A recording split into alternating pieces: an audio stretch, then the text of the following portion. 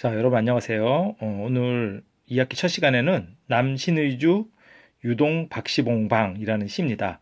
남신의주는 신의주라는 지명 이름이에요. 신의주라는 곳 유동에 박시봉이라는 그 사람의 방에 이렇게 새 사는 사람이 쓴 시거든요. 그러면은 자 한번 볼까요? 자, 여기 이 그림을 보면요. 지도를 보면은 서울이 있고 아래쪽에 서울이 있고요. 그리고 쭉 올라보면은 그 해방 이전에 쓴 시입니다. 그래서 신의주는 이쪽에 북한 쪽에 있는 그 신의주거든요. 신의주인데 남쪽 신의주라고 해서 남신의주라고 한 겁니다. 남신의주에 있는 신의주에 있는 유동이라는 곳에 박시봉 방에 새 사는 사람이 쓴 시죠. 한번 보겠습니다. 이 시를 우선 이 시에서 공부해야 될 내용이 뭔가 한번 볼까요? 공부할 내용은 화자의 정서의 변화의 추이를 파악해보자. 추이의 흐름을 얘기하는 거죠. 화자가 처한 상황에 대한 이해와 공감, 향토적인 시어와 방언 사용의 특징을 확인한다. 이렇게 세 가지인데 향토적인 시어는 뭔지 아시죠? 또 뭐 사투리라든가 이런 시어를 갖다 향토적인 시어라고 하는데요. 한번 보겠습니다. 자, 어느 사이에 나는 아내도 없고 또 아내와 같이 살던 집도 없고 그리고 살뜰한 부모며 동생들과 멀리 떨어져서 아무도 그냥 이런 사람을 갖다가 뒤돌아봐도 아무도 없다. 그냥 아무도 돌봐줄 사람이 없는 거죠. 사고무친이라고 합니다. 사고무친. 사고무친. 자, 사방을 둘러봐도 없다.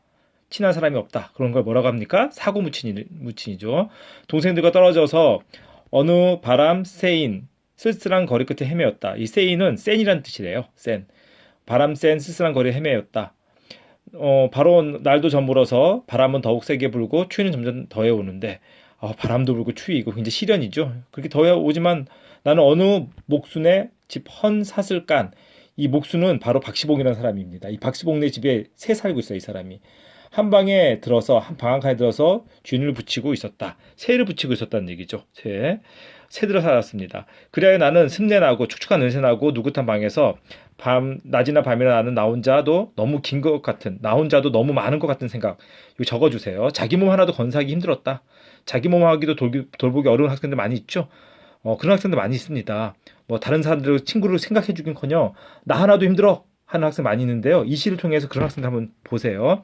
낮이나 밤이나 나는 나 혼자도 너무 많은 것 같이 생각하며 건사하기 힘들어서 디롱배기 북덕불이라도 담겨오면, 디롱배기는 그릇에 이제는 그 화롯불 같은 거 있잖아요. 화롯불이라도 담겨오면 이것을 안고 손을 째며 제 위에 뜻없는 글자를 쓰기로 했다. 당연하죠. 아무것도 할 일도 없는 학생들은 있잖아요. 그냥 누워가지고 가만히 있다가 또 자다가 그 PC 하다가 또는 핸드폰 하다가 이렇게 하기도 하잖아요. 또 문 밖에 나가지도 않고 이런 거 갖다 두무문출이라고 하죠. 뭐 거의 만날 사람도 없어요.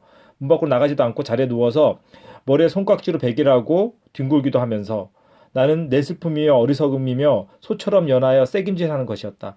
연하여 새김질은 뭐냐면요. 계속해서 새김질은 그 되새김질 알죠? 소가 계속 뭘 먹고 나서 음메 하면서 계속 씹는 거, 되새김질 하는 거였어요. 나의 삶이 뭔가, 나는 뭔가 하면서 우리도 인생을 생각하잖아요.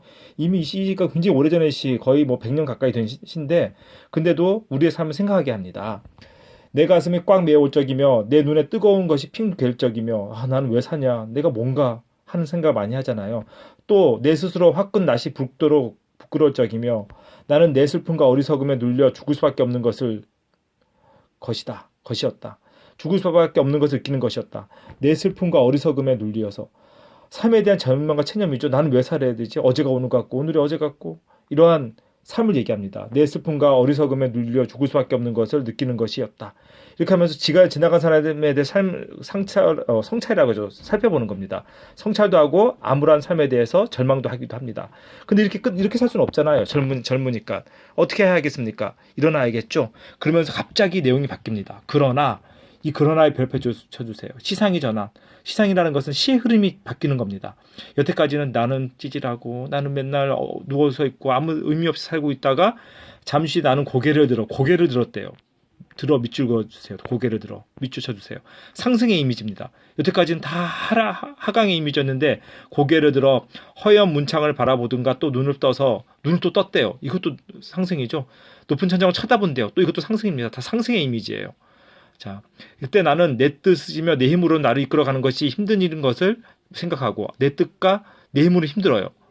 내가 그냥 여태까지 무기력하고 한 힘으로 힘든 거죠. 이것들보다 내 뜻과 내 힘보다도 더 크고 높은 것이 있어요.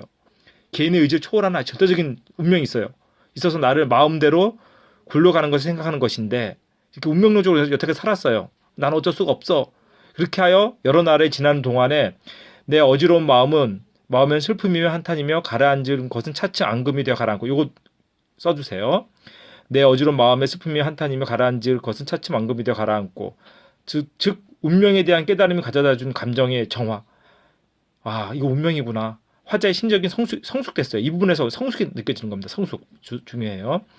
외로운 생각만이 드는 때쯤 외로운 생각 드디어 이제 가족에 대해서도 외로움을 느끼기 시작하죠. 가족에 대한 그림을 쯤 해서는 더러 나주손에 이건 최한도 사투리 방언은 사투리예요. 저녁 무렵에 쌀랑쌀랑 싸랑눈이 와서 문창을 치기도 한 때도 있었는데 더러 저녁 무렵에는 싸랑눈 시름과 고난 아까 또 있었죠. 바람과 추위처럼 때도 있었는데 나는 이런 저녁에는 화로를 더 가까이 끼며 자 이런 추운 저녁에 화로를 더 가까이 끼며 무릎을 꿇어 보면 이제 무릎을 꿇어 밑줄 그어서 중요합니다. 여태까지 그냥 아무렇게 살았는데 이제는 내가 이렇게 살면 될까? 반성과 성찰을 경건한 자세를 갖게 되는 거죠. 무릎을 꿇어 별 펼쳐주면서 써주세요. 어느 먼 산 뒷 옆에 바위 옆에 따로 외로이 서서 드디어 바위라는 단단한 물체가 나옵니다. 어두워오는데 하얀이 눈을 맞을 그 마른 잎새에는 쌀랑쌀랑 소리도 나는 눈을 맞을 그렇게 추위를 견디고 눈을 맞으면서 맞서 싸우는 의지적인 모습이 드러나는 겁니다.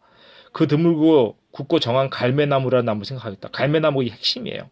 굳고 정한 깨끗한 갈매나무 별 펼쳐주고 내모쳐주세요. 고난을 이겨내는 겁니다.